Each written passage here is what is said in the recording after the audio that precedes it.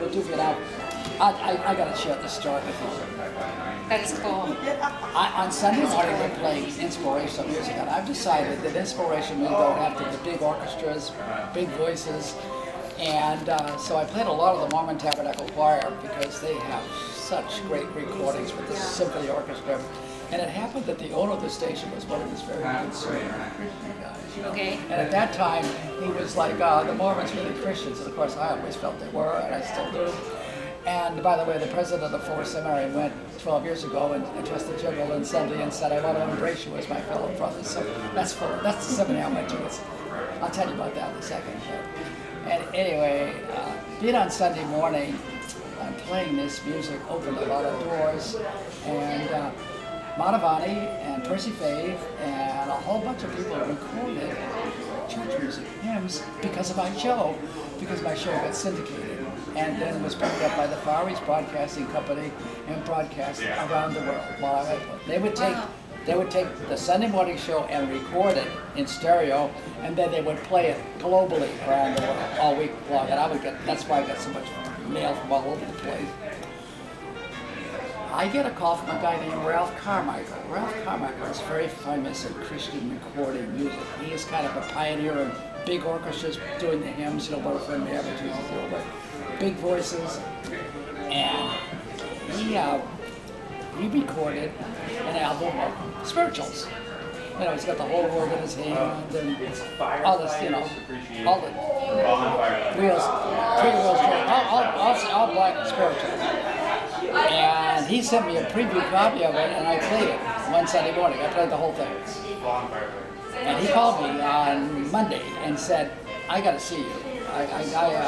No, he didn't call me on Monday. I'll take that back. He called me on Wednesday, and he said, can you have lunch with me this week?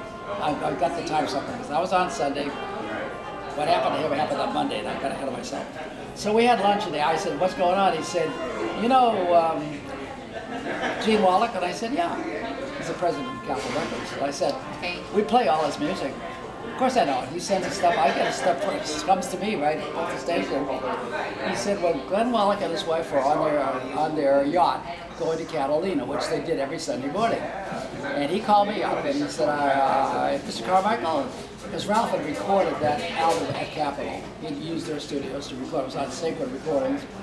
So he came and he said, my wife and I were going out to Catalina, and as usual, we have Joe on because it's all stereo surround sound. It's glorious. We're quite setting out to hear this glorious. I would start out the 9 o'clock bit with some overture from Mozart. When I talk about inspiration, music, I heard from the oratorios, from Mozart, from the Boston Pops, anywhere where there was, from Broadway shows like Hit the Deck, by Vincent Yeoman, There's Some Days It's Gonna Be Great. I would take all that and weave it together and create a mood. And he said, that's our highlight of our week. We time our stuff, and we work with Joe for 3 hours. I did a stereo show I was out from 6 to 9, and then I switched to 9 to 1 to do a show I called A Holiday in Stereo. You gotta be smart. I learned that from Walt.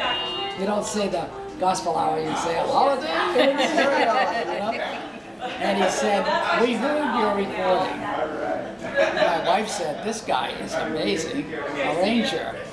And he said, when I get in the office yesterday, he met with Ralph on Tuesday, he said, one of my recording artists said to me, called me yesterday and said, did you listen to Joe yesterday? And he said, yeah. He said, can you get a hold of this guy, Ralph Carmichael? I think you should arrange my next album. So that's why he called Ralph in. So they spent the morning together, and Ralph said, well, I'm really flattered. Who is it that wants me to arrange his music? He said, Nat King Cole. Oh my gosh. Oh my gosh. I had met Nat as a teenager in Boston because his guitarist was a graduate of the high school I went to, and I interviewed him for, I was writing in high school, I interviewed him for the school magazine, and that's when I met Nat Cole. Obviously he didn't remember Joe Cosgrove on KPOL, but he was a fan. I know, I would get a note from him, because they love it when you plug their music. George Liberace would come see all the time with Lee's records. And when I lived at Lake Tahoe and put a radio station on there, I got to spend a day with Liberace. And the PR guy says, Lee doesn't do this, but as soon as I mentioned your name, he said, oh my God. I got to tell my, oh yeah, he said, I got to call my brother. And he said, he told me in a minute, he said, I said to him, how's George? And he said, I called him, and he said, I'm jealous, I wish I was up there. But George would bring me recordings of Lee to play, because we would play the Barachi. He did great stuff. But that's, long story short, that's because being always on the radio, that was the door opener, you know. And little did you know that when you started that, what it would lead you to, right? Because look at all the opportunities that you had. And granted, people are given opportunities, but you have to have something that when people meet you, it grabs them, right? Where they want to get to know you more. I had a good mom, even though there was, 4 sisters and me. Dad was missing, he was never there. So I had a lot of responsibility as a kid. I was selling newspapers, and I had 3 newspapers here. But I developed a habit early on. I lived in Boston, Roxbury, Jamaica Plain area. I would run to school every day. I ran to elementary school, which is 2 miles from my house. I would run there every morning, every day. And it became a lifelong thing, running.